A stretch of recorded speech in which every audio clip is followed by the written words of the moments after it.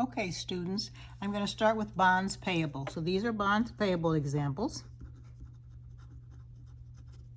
And on January 1, this corporation sold $6 million of 8% 10-year bonds that pay interest semi-annually on June 30th and December 31st.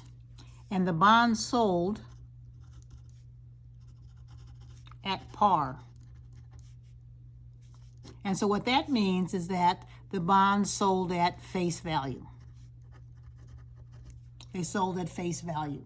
So the corporation will record the sale of the bonds on January 1 by debiting cash for $6 million and crediting bonds payable. Because remember, they have to pay the $6 million back. And then on June 30th, they're going to pay the interest. So how much interest will they pay?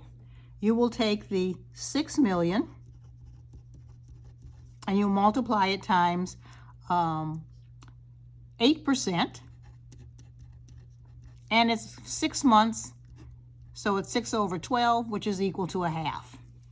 So if I'm going to just cancel this out, and this becomes 2, this is 4, and then so this is $240,000.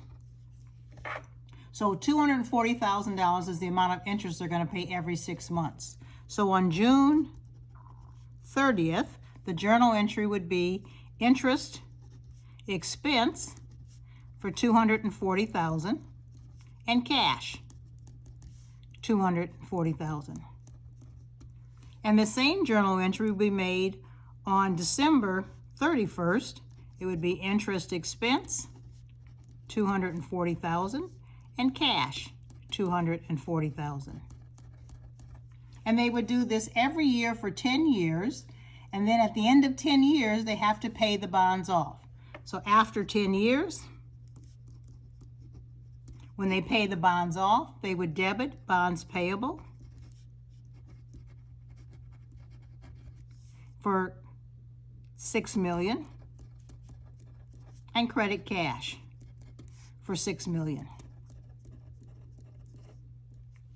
So that is when a bond sells at face or par value. When this happens, that means that the bond rate is equal to the market rate.